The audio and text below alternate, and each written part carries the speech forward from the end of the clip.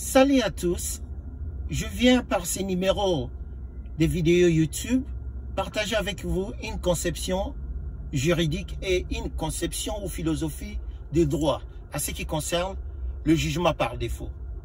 Cette vidéo est mise en rapport avec le dossier artiste et musicien congolais Ferregola, qui a été premièrement interpellé récemment en France, en Paris, et soudainement, il est en incarcération. En croire ses proches, le membre de sa famille et son entourage, et d'autres sources indépendantes, Ferregola est sujet d'un dossier dont le plaignant ou la plaignante serait sa fille.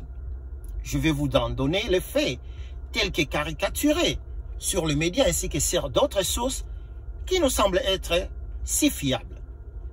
Cela remonte vers les années 2014 ou 2016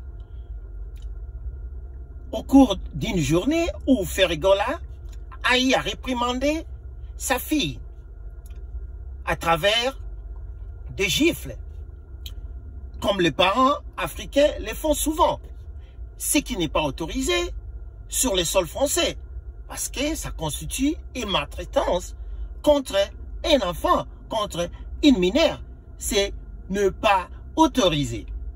Alors, le lendemain, la fille de l'artiste se rendit à l'école et il avait des traces de ces violences sur le corps.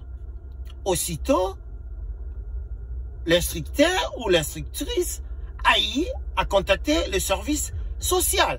Directement, ce service social a contacté le parquet. Le parquet, à son tour, a ouvert un dossier pénal contre la personne de Ferregola. Ferregola a été maintes fois notifié.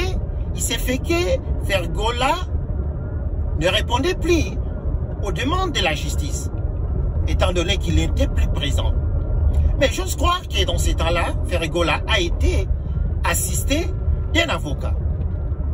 Et s'il arrive que Ferregola ait été condamné par défaut, il y a plusieurs possibilités. Premièrement, soit Ferregola a changé d'avocat, ou soit l'avocat qui était précédemment commis à défendre Ferregola s'est dessaisi du dossier, sans pour autant que celui qui a été ressaisi du dossier s'entretienne avec les cours des tribunaux. Et la troisième possibilité est que Ferregola s'est dit, je m'en fous, qu'il pleuve ou qu'il neige, je m'en fous, c'est ma fille. Et chers parents, congolais et africains, congolais en particulier et africains en général, on a souvent eu des habitudes de corriger à travers des réactions corporelles nos enfants. Si c'est admissible au niveau de l'Afrique, cela n'est pas admissible au niveau de l'Europe, même au niveau des États-Unis. Ça, c'est une leçon à bien capturer, à mémoriser.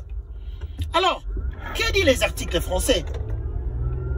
Par exemple, le Code civil. Ici, je ne pense pas qu'il s'agit du Code civil, parce qu'avec le Code civil, c'est les articles 464 jusqu'à 477. Ici, il s'agit bel et bien, comme ça se voit, d'un dossier pénal. Quand est-ce qu'on peut évoquer les défauts? Les défauts, c'est lorsque le parquet a fait une requête au fin de fixation de la date d'audience concernant un dossier pénal et que le tribunal pénal a été, ou correctionnel, a été saisi sur le fait et que le défendeur a été notifié ou le prévenu, ce dernier ne s'est pas présenté à la date requise et que le demandeur, ensemble avec le parquet, ont requis ou soit ont demandé le défaut. J'ose croire que tel a été le cas pour le cas d'espèce de Ferregola. Et même si cela a été le cas, si le défaut a été rendu, la partie demanderesse a toujours la possibilité d'aller en opposition contre ces défauts. Mais il y a un temps pour faire les défauts ou soit pour faire l'opposition. Et si l'opposition l'étend requis pour faire l'opposition est dépassé, ce jugement-là révèle le caractère définitif. Par défaut, à tout moment, on peut vous interpeller, on peut vous arrêter sur fond, sur base de ces dossiers-là. En croire les médias et en croire les proches de Ferregola, un jugement par défaut a été rendu contre Ferregola. Mais c'est fait que Ferregola n'a pas eu à faire l'opposition autant voulu. Par conséquent, il est tenté de subir ce qu'il est tenté de subir. Si on obtient d'autres détails y afférents, nous allons encore revenir pour vous donner des amples explications. Merci et portez-vous bien.